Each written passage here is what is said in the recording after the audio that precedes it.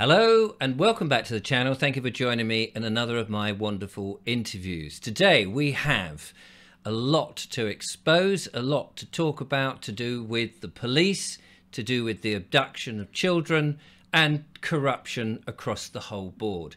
And in the studio here, I have a huge studio full of, well, I'm not a huge studio, but I've got a huge number of people to bring on to the show. First of all, he's back. It's Rob the Rat Catcher. Hello, Rob. Good morning. How are you, young man? I'm very well. It's nice to have you back in the studio. I gather that you were very nearly put in prison. Yeah, very nearly. Fortunately for myself, the judge in this case, which is now my third judge, has actually seen, I believe, what the truth is, and he's not overly happy. So hopefully he will see the truth for what it is, and he will take the appropriate steps.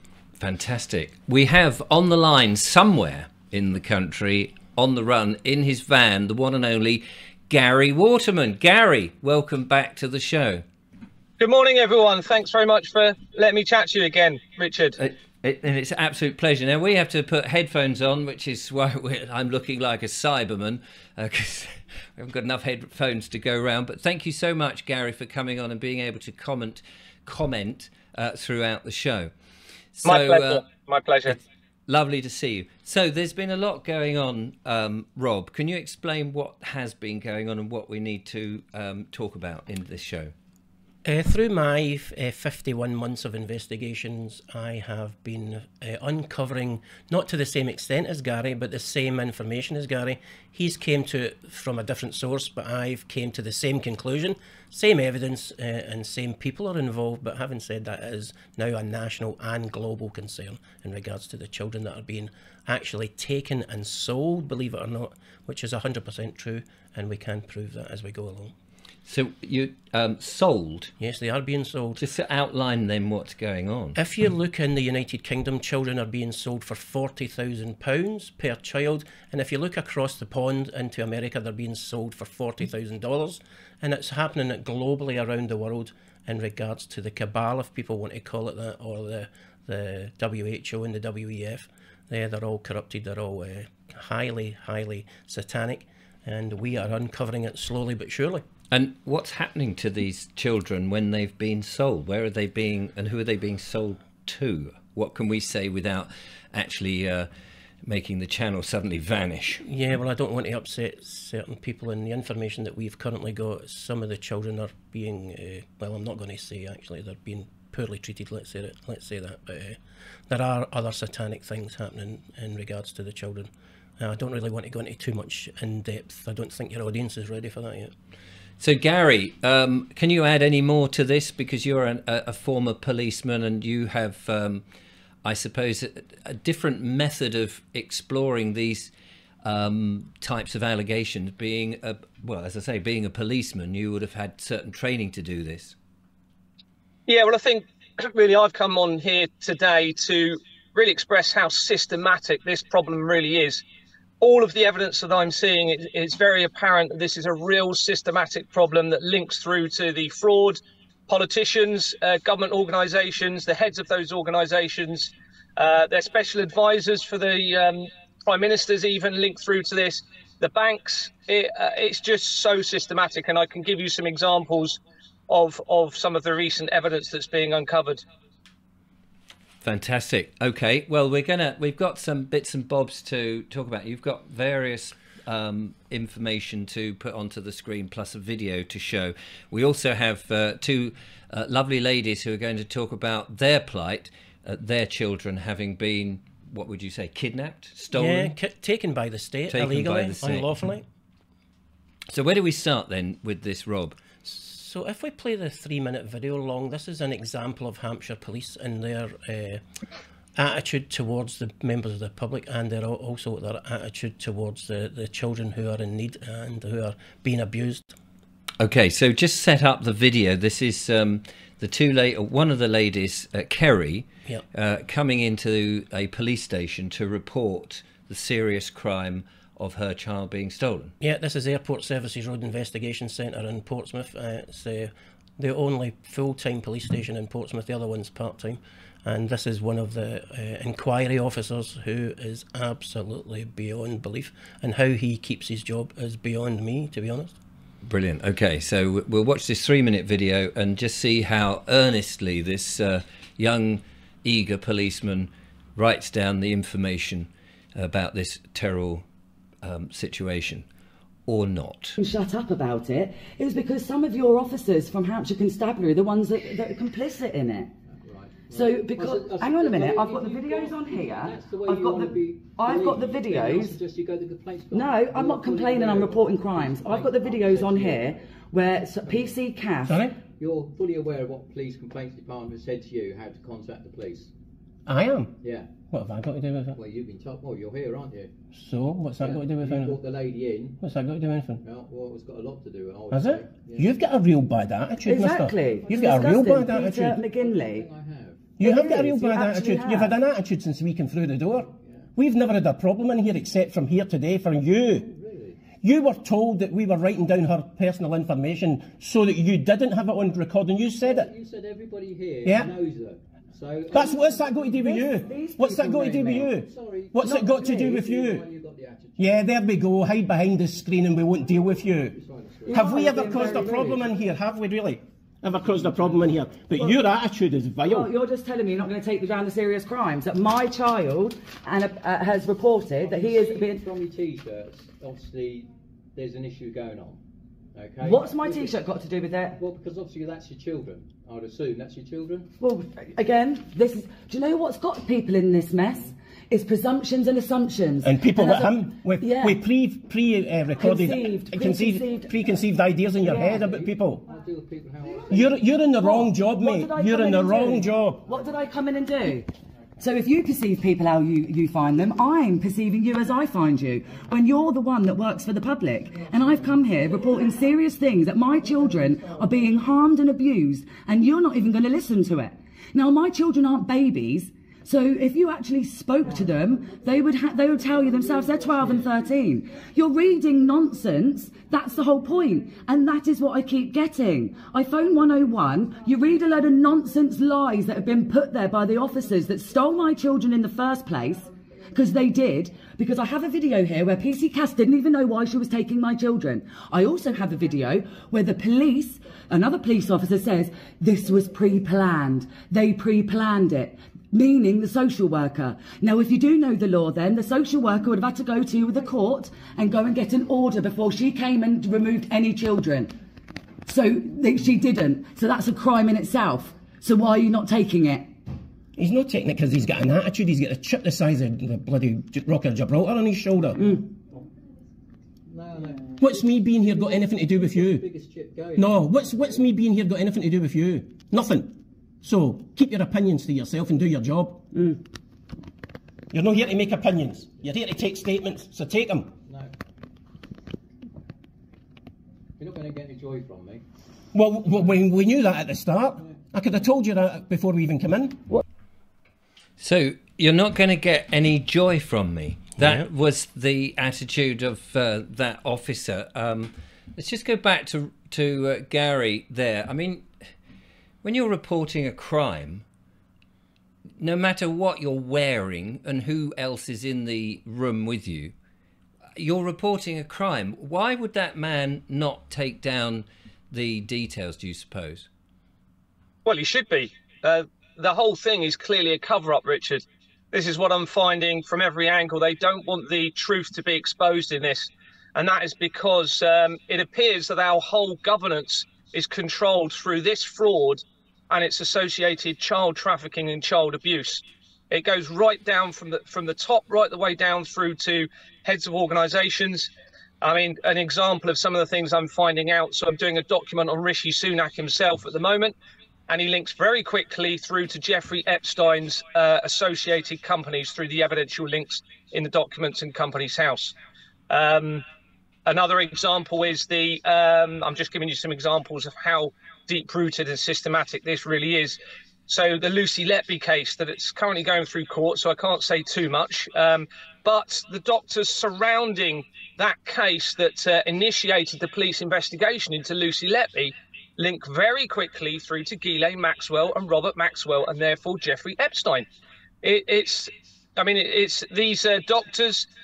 They studied at Oxford University. They link to Cancer Research UK that we've all heard of. On the Cancer Research incorporation document is a company called Farrer and Co. Ghislaine Maxwell's companies had that very same company on her incorporation documents for some of her companies. And Ghislaine Maxwell and Robert Maxwell lived in Oxford. They lived in a 53-room mansion in Oxford. There's all these connections. But we'll focus. I mean, there's some other things on there that relate to the vaccine company as well. But we'll focus on the child concern element. Yesterday, I was asked to look into a particular organisation that may be able to help with the children that I'm looking at. I looked at one of the trustees for that company, and immediately they had links to a company called Bates, Wells and Braithwaite, and also the London Law Agency. One of those is definitely a false entity company involved in the fraud, and both of them are actually connected very quickly through to the child trafficking, including Max Clifford and Jeffrey Epstein. And, you know, this is one example, and it also links through to the Madeleine McCann case. Bates, Wells and Braithwaite is a company linked very closely through to companies surrounding Madeleine McCann, and that links very closely to Keir Starmer. You know, I'm uncovering things all the time, and it's very clear that this is controlling the decisions that our politicians are making, and it has to stop. It cannot carry on. It's just horrendous. That does sound I mean, I'm speechless, to be honest with you. I mean, it just seems mad. I mean, what kind of world are we in which everybody is protecting all of these top entities? I mean, even the people at the front end are just being presumably just told, do not accept this. Yeah, it's they say that money is the root of all evil, and these people have gave themselves up to satanic rites. They're money mad, they're satanic, they're evil people. It's as Gary said, it's beyond belief. I really don't want to tell your audience what we truly know, but we're trying to encourage people to, and excuse my language, but stop paying their council tax, because you're feeding the demon. So, I mean, clearly it's all coming out now, and yeah, this is going to be a huge snowball that is going to hit them where it hurts, and this is the purpose of shows like this and many others. And I know Gary's got his own YouTube channel and is putting out lots of great content there where people can find out more information. You've brought in some bits and pieces for us to have a look at, Rob, just to run through what we've got to look at. As your audience knows, I don't make false allegations that I can't back up, and I like to bring evidential stuff that they can all look at. It only takes minutes to find this stuff. It's not hard to find. So if you look at Tony Blair in 2006. Let's just bring that up here. Yeah. Mr. War Criminal himself, Tony Blair, decided in 2006 to set quotas to social services to remove children from decent parents. You don't have to be a bad parent to lose your child currently, or since 2006, because this man, who's satanic beyond belief, he set quotas for social services to remove children from decent families. And we've got a number of different bits from the paper here. If you look at where it says problem kids, where it says problem kids. Problem kids. Yeah, here we go. So this is still Mr. Tony Blair. The government has a duty to tackle antisocial behaviour amongst children by intervening in their families' lives even before they are born. Tony Blair has urged. That's yeah, it gets even worse if you go into his next page, which is the next one to your right, I believe. Is that it? No, that's not it. Into the one to your right, which is with the green heading on top. There we go. Prime Minister said. Prime Minister said it was possible to identify households where children were likely to become a menace to society, and take the steps, whether giving them guidance or involving social services, to stop their toddlers becoming thugs. You can predict reasonably accurately the kids and the families who are going to be difficult, he told the BBC in his first interview since returning from his holiday. Well, we all know what the BBC's famous for, don't we? And Tony Blair's telling the BBC what they already like to hear. Yes, indeed. Yeah, so the other piece of information that came along is moving more locally to Hampshire is Roger Trencher, top left picture you've got there. This is Roger Trencher. Roger Trencher, believe it or not, was Hampshire Police's force solicitor. He was taken to court by a Mr. John Kane in 2019, and he was proven to have lied to the High Court. He also lied to the IOPCC, and the IOPCC also lied to cover Roger Trencher. So Roger Trencher, if you look at it, it says child abuse, the next one next to Roger Trencher's picture. Yeah, just coming up. Yeah, child sexual abuse. Hampshire Constabulary and the Independent Office of Police Conduct have lost a judicial review in the High Court, brought by John Kane. Now, Roger Trencher was proven in the High Court, and also the Independent Office of Police Conduct were also proven to have hidden child sexual abuse. This, as Gary has proven, and as we are now proving, the system itself is rotten, it's cancerous. I mean, even the head of the family courts is connected very quickly to this system of child trafficking. Very, very quickly. I've produced a document on it. It's all, it's proven. There's no conspiracy in any of this now. And, if the head of the family courts are involved in this, then, it filters down, doesn't it? Yeah, 100% it does. If you go into the last statement from the newspaper, which was from Roger Trencher, it says that he was proven. This is not something that we are saying. This was proven by Judge Blair, Queen's Counsel at the time. He would now be King's Counsel if he was still on the bench. So on Monday, the 30th of the 9th, 2019, at a full hearing, His Honour Judge Blair, QC, found in favour of Mr Kane and ordered the IOPCC and Hampshire Police to record a corruption complaint against Mr Trencher. After hearing and reviewing the evidence against Hampshire Police force solicitor, Mr Roger Trencher is still Hampshire Police's force solicitor, and that in itself speaks volumes. So this is a bit of a nightmare for ordinary everyday people, particularly people like our two ladies that are coming in a second. Yep. To, as you heard there, Kerrie was demanding that police officer behind the glass to report and make notes of the terrible things that's happened to her child, and they're just refusing. I mean, to their face, which is sort of gobsmacking, and we'll find out a bit more about that. You've got two other documents that you've written that you wanted to share with us, Rob. Yeah, this is a letter that I sent to a lady called Linda Mortimer, who's the head social services manager for Hampshire County Council. She deals with every child in Hampshire. Now, I've wrote this, I believe, was it the 6th of March? It's 27th of March. It says there. Now, I've wrote that to that lady, and I sent it email, and I also sent it recorded delivery, and I know she's received it, and she refuses to respond. This is in regards to the baby that Gary's dealing with, and we were also assisting with. It's a little baby who lives on the Isle of Wight, and if you could read through the letter, and if people find it hard to see the screen, you could perhaps read it to them. Certainly. So this is for the attention of Linda Mortimer, MASH manager. What's a MASH manager? It's the process. MASH is what Hampshire County Council use for the protection of children, and they have a set down process which has to be followed, and it's called MASH. There is a diagram and a document that goes along with any child that goes into care, and they're not even following their own protocols. Okay, so that's the MASH manager of Hampshire County Council, and you say, I'm bringing to your attention the immediate danger that E, that's the name of the child, which we're just referring to as E, is currently and recently being subjected to.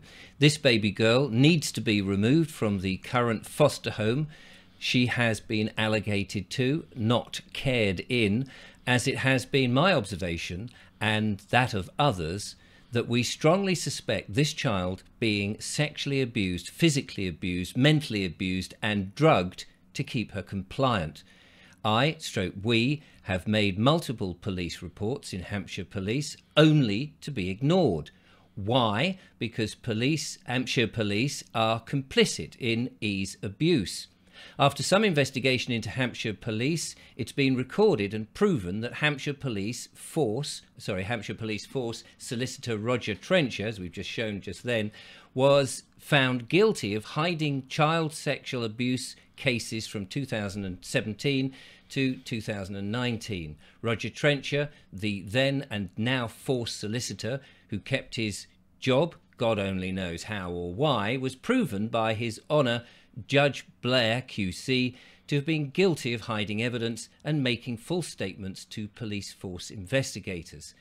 The evidence against the previous and current Chief Constables of Hampshire Police, i.e.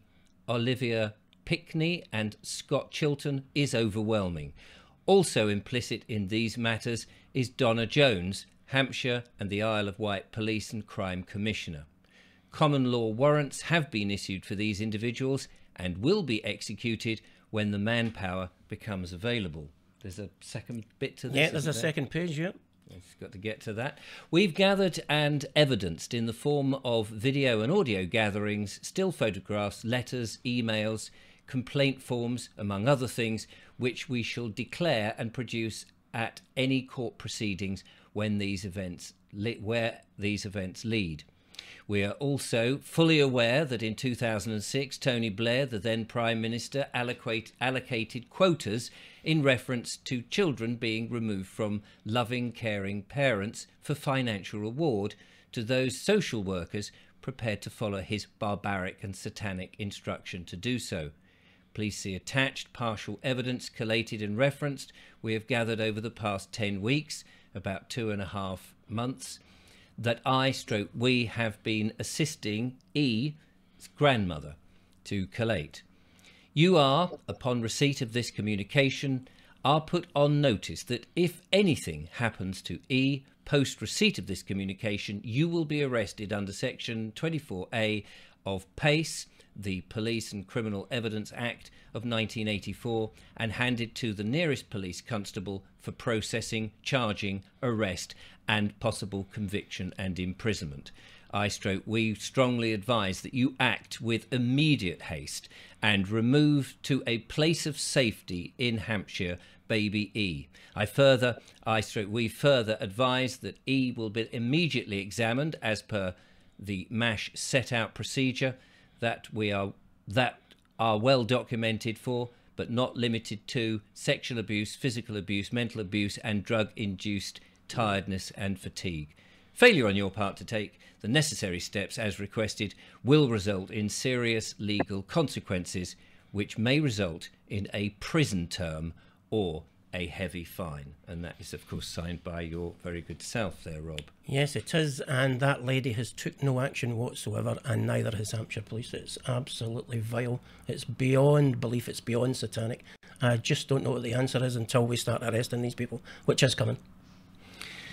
And I mean, you've been doing this, haven't you? You've been standing up and putting judges. I mean, you did one fairly recently where you were actually in the courtroom and you just stood up mid-court case and arrested him. And you were bundled out, of course. It wasn't just me. It's my friends, colleagues, partners, whatever you want to call us, organisation and Balance and Justice.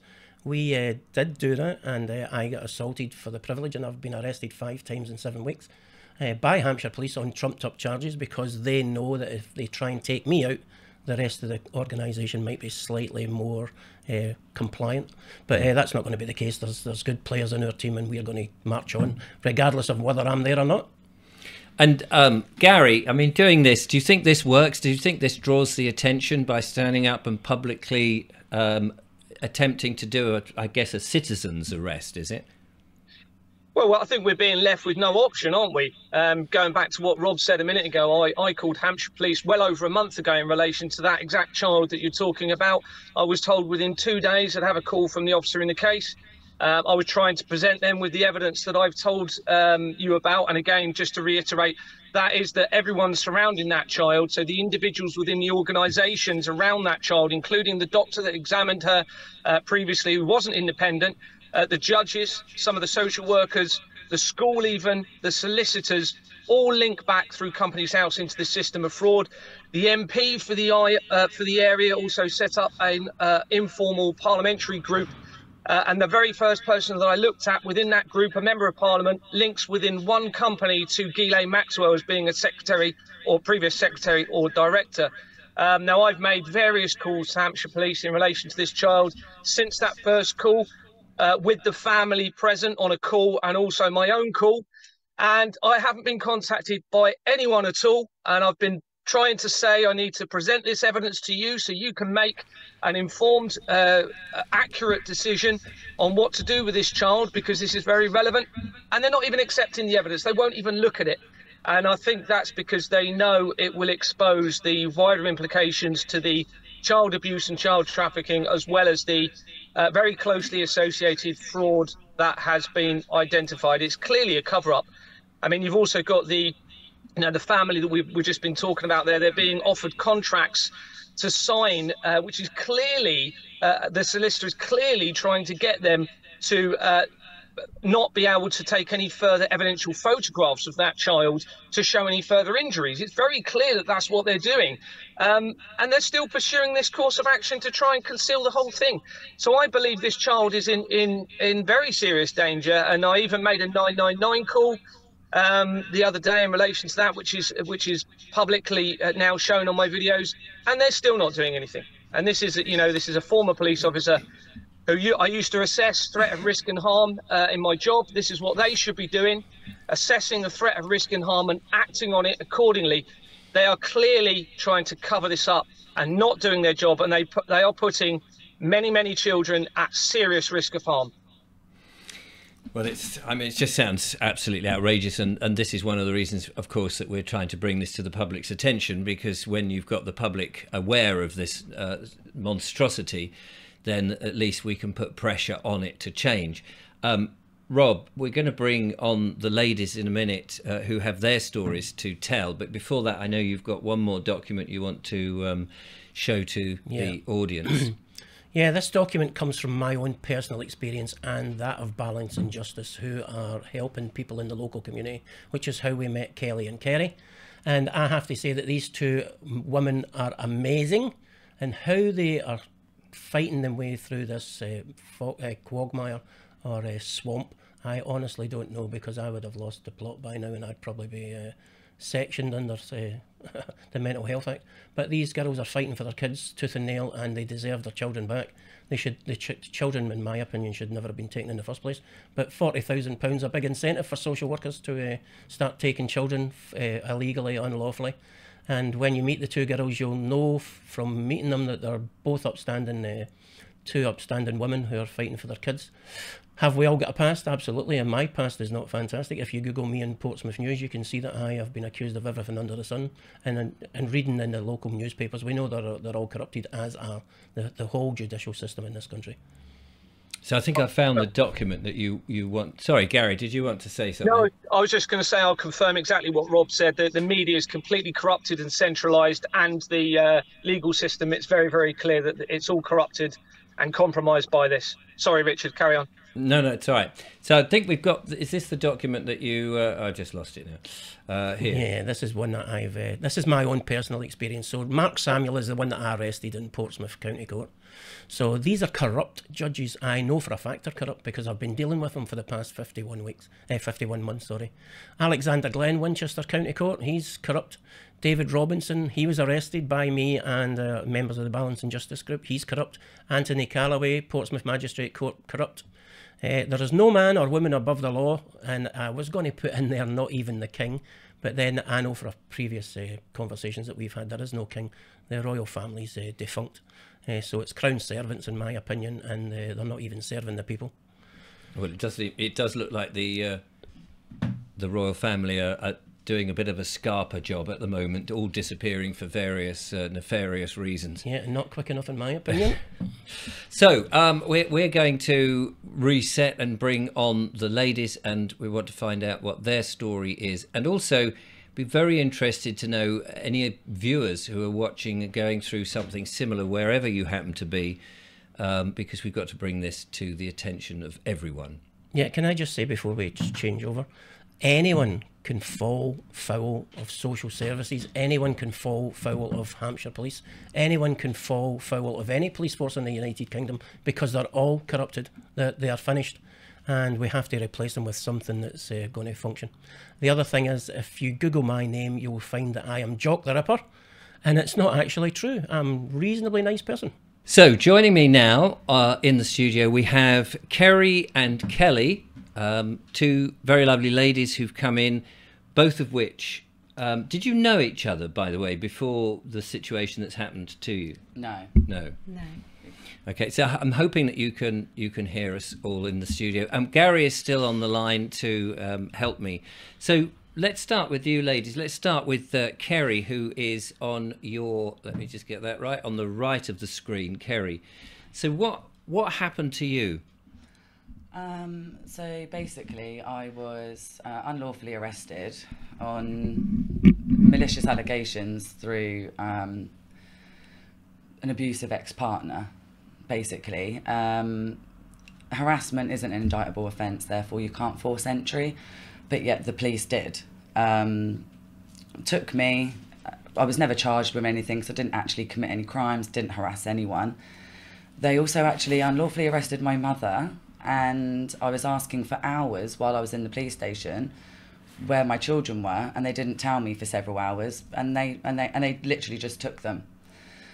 So sorry, so you they just took them? Yeah, and I have the videos where there's a police officer, PC Harris, said that it was pre-planned by Children's Services. Now, the social worker that actually took my children had never met my children. She had never set foot in my house.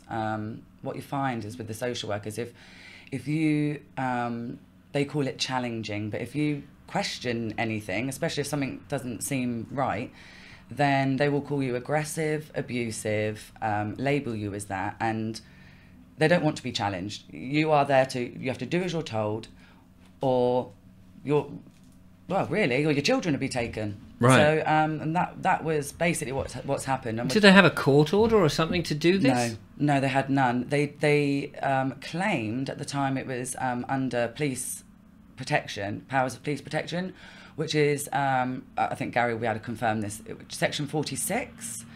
Yeah, I have from, is that right? To be honest, I can't remember off the top of my head. I'd have to look at that. Right, well, that's what they claimed. The thing is, I also have in writing from the head of the legal department at Hampshire County Council that my children were not taken on a section 20, not taken on a section 46. There is no section 47, and a section 47 is the assessment you do to assess any risk. So if there wasn't a section 47, how did they come up with any risk that my children were? So I suppose what I don't really understand here is what is the problem with the children? I mean, you had an altercation with an ex. Well, it wasn't even an altercation, actually. There's fraud being committed through child maintenance. That's another story, but there is thousands and thousands of pounds owed, and it was questioned, basically. Didn't see my ex first nor last, but that was what they used in order to take my children, and that was. But what did they think? You were a danger to your children then? This is the thing, Richard. I'm still trying to establish what on earth and why on earth they've got my children. Right. And how long ago was this? It was 2nd of August 2022, so over 20 months ago now. My God, I mean, you must be absolutely catatonic, aren't you? I'm absolutely beside myself, and my children are, like, as I said, they're not babies, so they're 12 and 13 now. They were taken when they were 10 and 11. They've asked themselves, why have we been taken? You know, I have an older son, an adult son. I've raised my children well. These people have actually said what a credit my children are to me. So how can children be a credit to you if you've dragged them up or neglected them, abused them?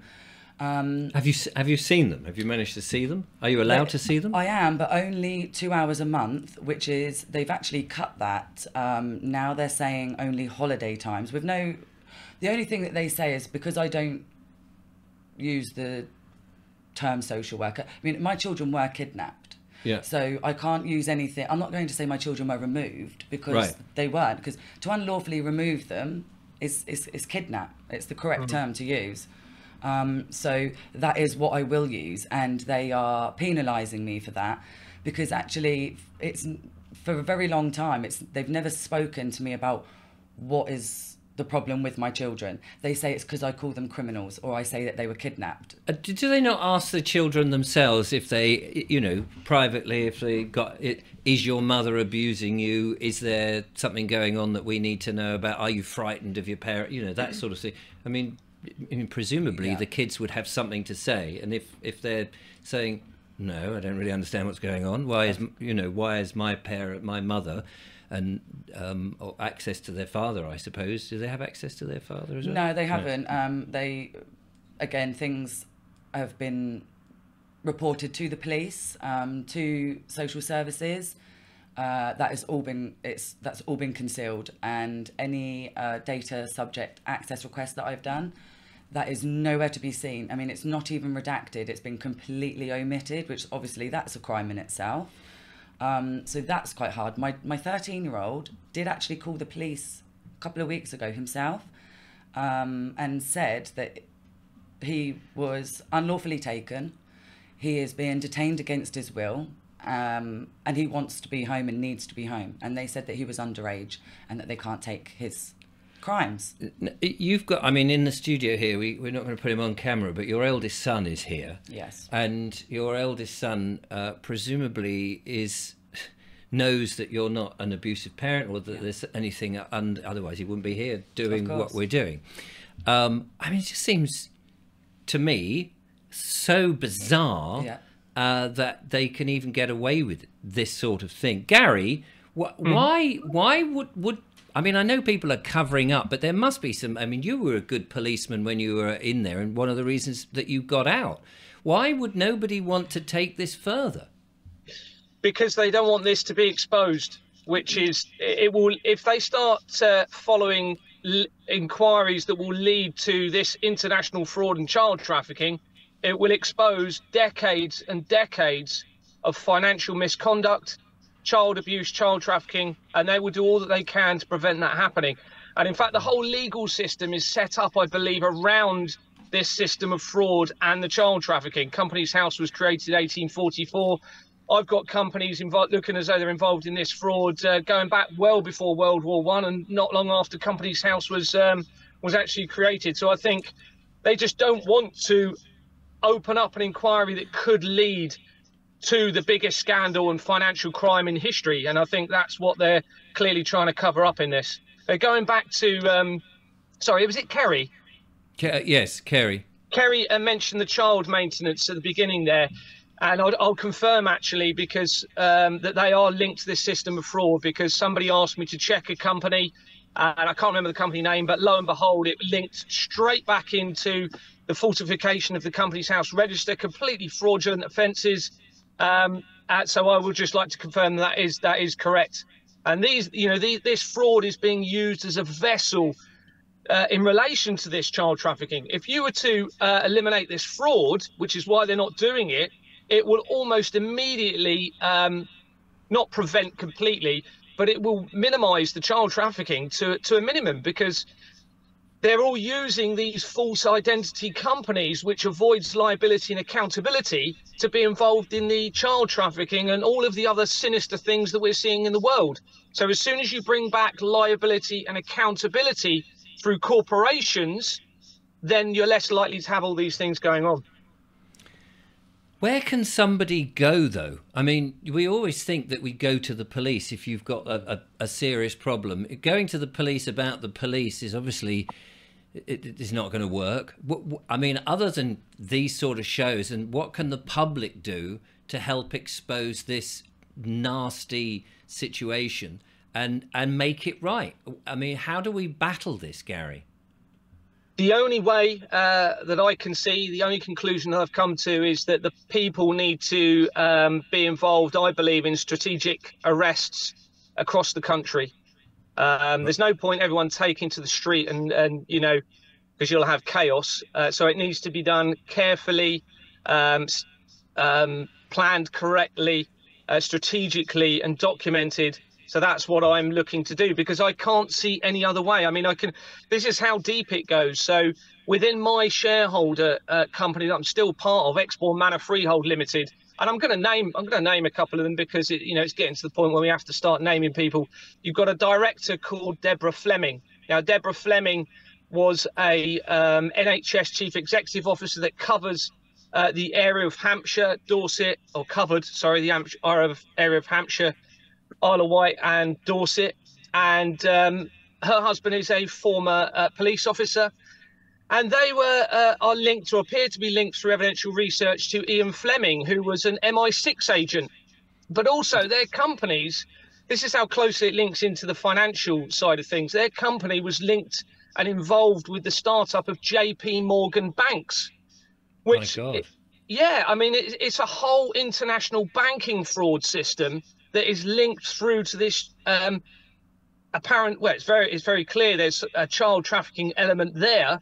I'm not saying those two individuals are directly involved in that at all, but they're clearly part of a system where this has all been deliberately set up around financial misconduct, fraud against the public.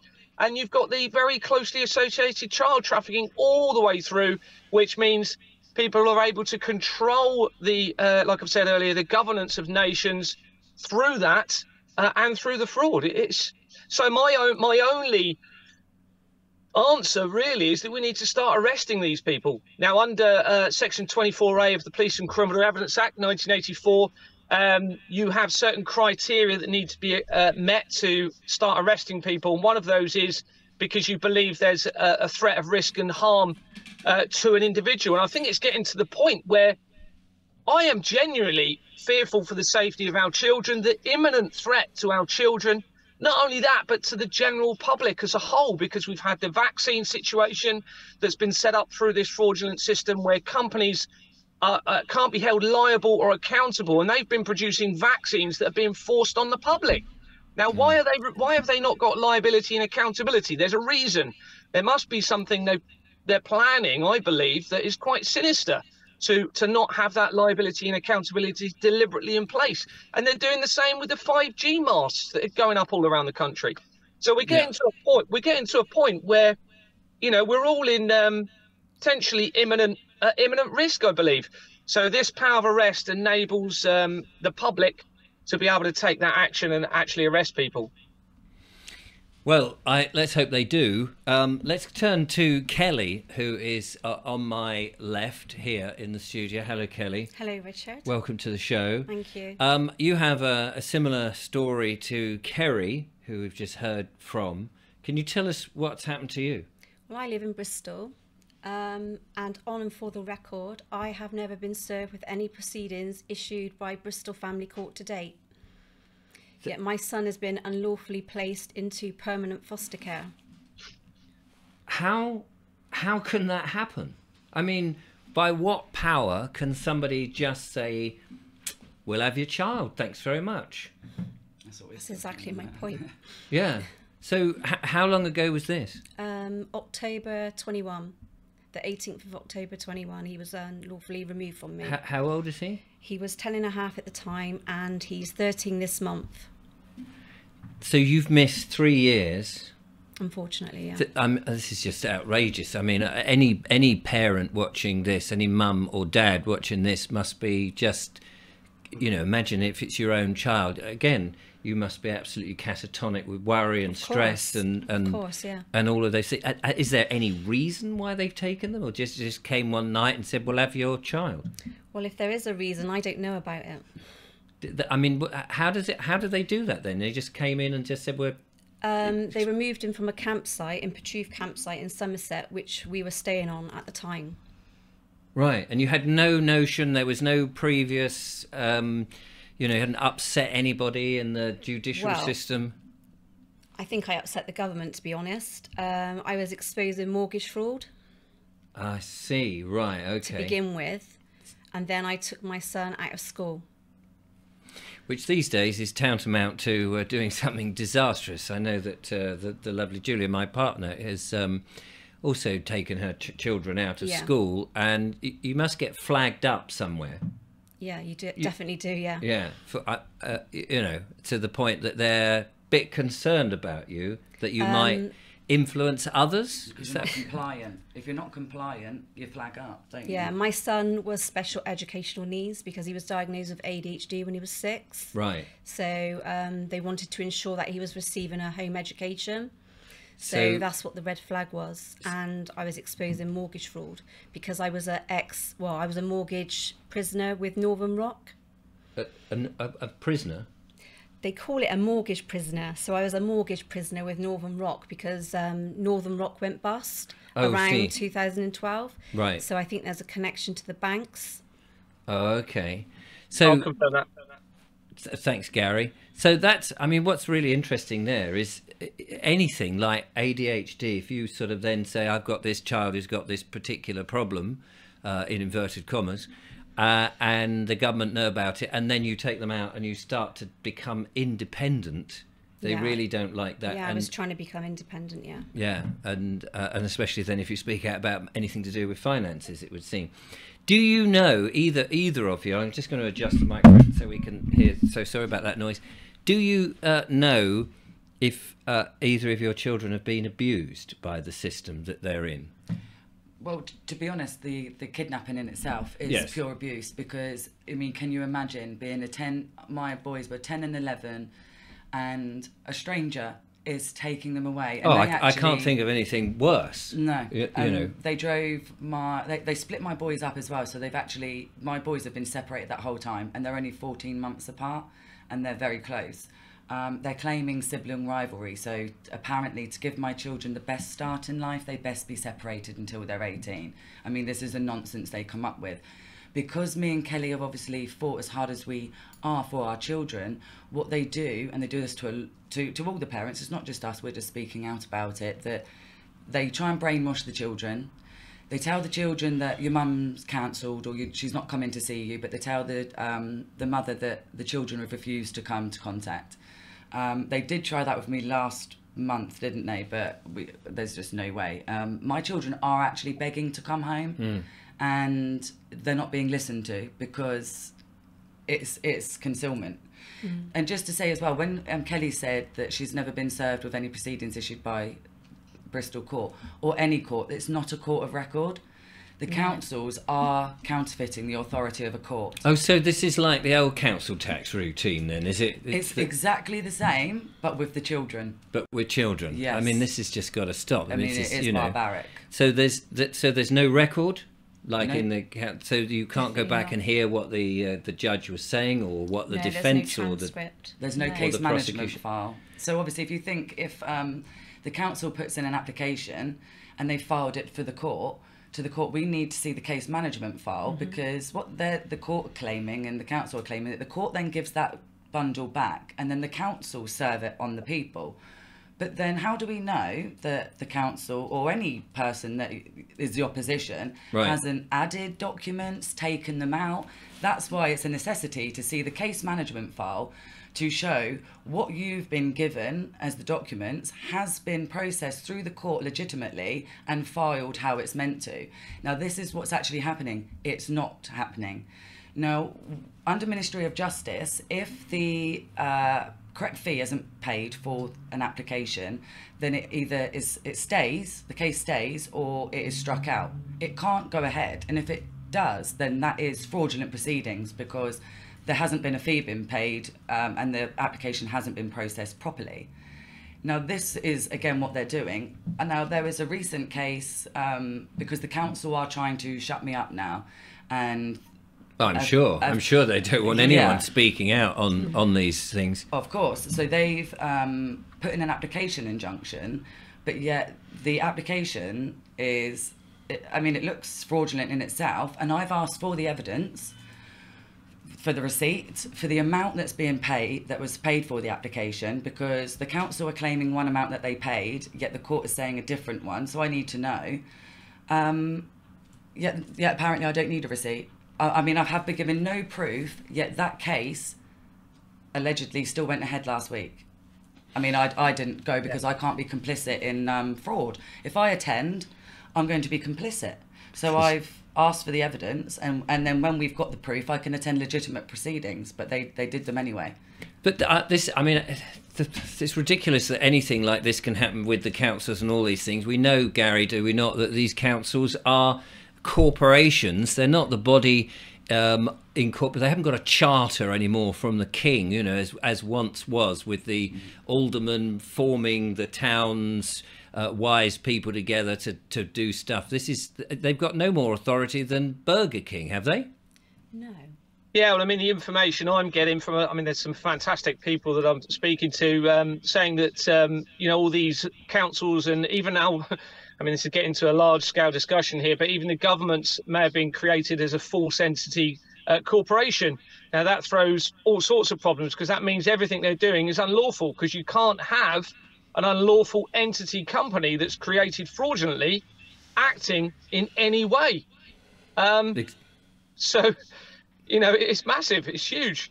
But I'm being inundated from people very similar to Kerrie and Kelly with very similar stories. But they're also now providing and able to provide very significant evidence of this corruption through the family courts. And like Kerrie has just been saying, a clear cover-up, hidden court systems to try and conceal exactly what is going on within the paperwork, the forgeries, the hidden agenda behind it all is very clearly happening nationwide. Kelly, what does this do to your mental health, the worry and the frustration? And, you know, your child has been removed. Truthfully, I would rather be beaten than mentally tortured like this. It is mental torture. Yeah. And I mean, for 3 years, I mean, I didn't ask you, do you have access at all to your child? I'm allowed to see my son every 6 weeks for 2 hours. I mean, that's just supervised. And supervised. So, you know, it's difficult for them to say anything. If they wanted to have a private conversation, everything would be monitored, of course.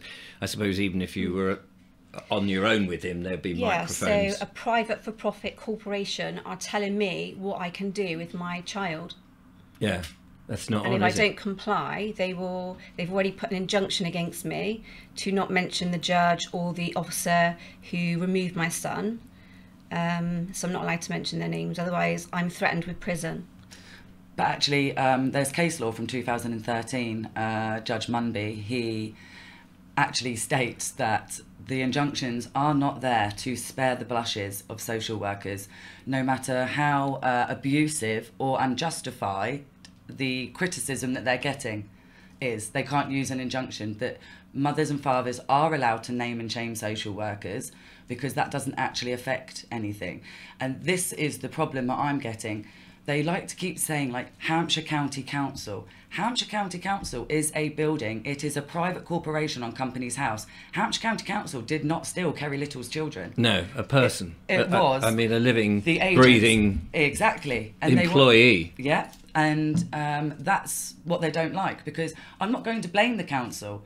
It's the people that are working for the council that made the choices. And I mean, you go back to the old Nuremberg trials, don't you, where just doing my job is not good enough. And it's no defence in law. That won't stand in a real court of record, real court of law, that I was just doing as I was told. I was just doing my job, because where are people's moral compasses? Exactly. I was just going to say, you know, without how these people can go in and take away somebody's children on such flimsy premises and no for money. For profit. Well, and for some of them, it's the vendetta, the personal vendetta. I mean, well, I won't actually call her a lady, but the social worker who stood there taking the mickey out of my eldest son, actually, whilst stealing his brothers, trying to have a laugh and taking the mickey. I don't know. I mean, who would do that? The police officers were saying they were buzzing. They were jumping up and down, clapping their hands, buzzing. I mean, I could show you the videos. They're on my TikTok as well, actually, if anyone does want to go on to that. We'll that's put at Kerrie Little. Give me all the links, and we'll put them in the description. Yeah, but they were having fun, and they said they were so excited to do that. I mean, these are supposed to be officers that we're supposed to have faith in and trust in. Well, I think the trust and faith in not only the police and all authority at the moment is at the lowest imaginable. Yeah. We'd love to hear from anybody else who is in this situation and gather that information, obviously. Before we go, what do you think the future holds for you, ladies, and reference to your children? Well, I'm not going to stop, because my children should absolutely have never been taken, not even for 2 minutes. They had no authority, no legal excuse, no lawful reason. We're just going to carry on, aren't we, Kelly? We need our children home. Our children want to be home. My children need to be listened to, and hopefully the authorities, well, I'll use that term in the very loose of terms, the employees of Hampshire County Council need to correct their wrongs and give me my boys back. Absolutely, yeah. Gary, before we go, any last comments? Well, really, I think I want to direct my last message to those in these organisations that are either involved in this or innocent. Look at what you're part of. Okay, where's your moral conscience in this? Most of you have children, most of you have families. You would not allow this on your own families and children, most of you. So stand up to this. Stop trying to just bury your heads in the sand and think this is all going to be okay and go away. We need your support. The public needs your support. The police, the armed forces, get on board. The heads of your organisations have been compromised and corrupted by this fraud and child trafficking. You need to understand that. Brilliantly said. Thank you so much, Gary, for joining us in this very important expose. I'd just like to thank everybody in the studio, really. I know that if people don't do the right thing, there will be people like Rob, the rat catcher, who will be standing up and making these arrests. And of course, we urge others to do the same where wrong has been done and the authorities are just ignoring it. Thank you so much, ladies, for coming in and being brave enough to tell us your story. I know it's a very difficult thing, and of course I wish you, and I'm sure the audience will be wishing you well, that it gets resolved as soon as possible. I can't imagine the big hugs that would be in if your children do get returned to you fairly pronto, and let's hope they do. So thank you very much, everybody, for coming in. It's a bit of a harrowing and worrying situation that we're all in. Gary, thank you for being with us. You're welcome. And we will keep reporting on this and bring updates all the time. But in the meanwhile, from everybody in the studio, come and give us a wave, Rob. He's hiding in the background there. Does look a bit creepy like that, but never mind. Yeah, we don't want to do that. Thank you so much, ladies and gentlemen. Thank you for watching. I will be back with more monologues and other wonderful guests. We'll keep you updated. Big thanks to everybody. Till next time, thanks for watching. Do keep alert for anybody lurking around your children, and please be careful. From us all, bye-bye.